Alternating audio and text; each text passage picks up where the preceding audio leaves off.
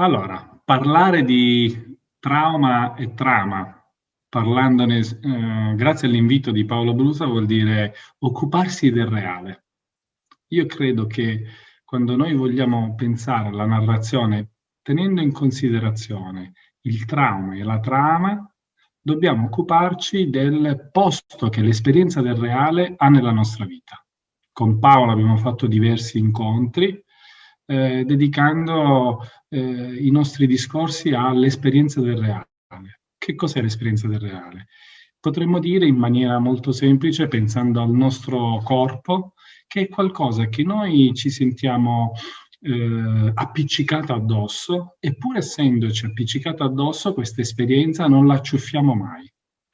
Quindi cercare di dare una trama al trauma vuol dire cercare di avere a che fare con questa esperienza che è incarnata, con qualcosa che appunto è appiccicato addosso e che non acciuffiamo mai.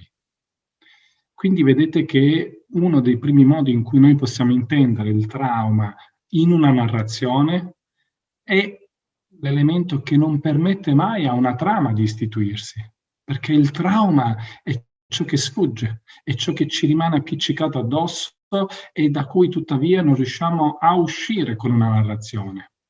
Tuttavia, potremmo anche dire che ogni narrazione prende spunto da un trauma. Ogni narrazione è come se volesse accogliere la sfida impossibile che accomuna non solo i narratori, ma anche gli psicanalisti e gli educatori, potremmo dire tutti coloro che hanno a che fare con la parte pulsante dell'esistenza.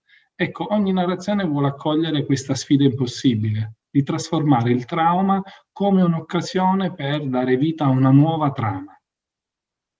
Nei casi clinici, in psicopatologia, si dice che il trauma è come se abolisse la capacità di mentalizzazione, che non è altro che la possibilità di poter fare di quel trauma non soltanto qualcosa che ci inchioda lì, qualcosa che ci lascia l'amore in bocca, qualcosa che ci fa sentire oggetto della vita, ma invece l'occasione per aprire forse una nuova fessura nella nostra vita. Perché il trauma non è soltanto questa esperienza corporea, ma il trauma è anche un'esperienza che apre nuove visuali.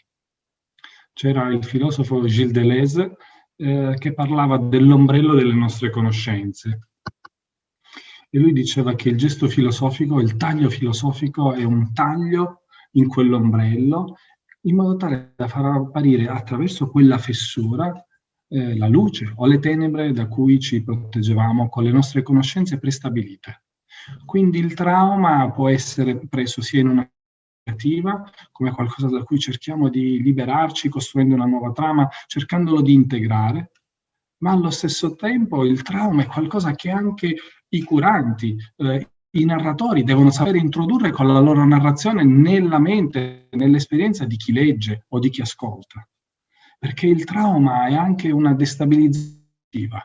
Il trauma è ciò che, sì, produce una ferita, ma se quella ferita viene fatta, potremmo dire, con amore, allora quella ferita si trasforma in una feritoia.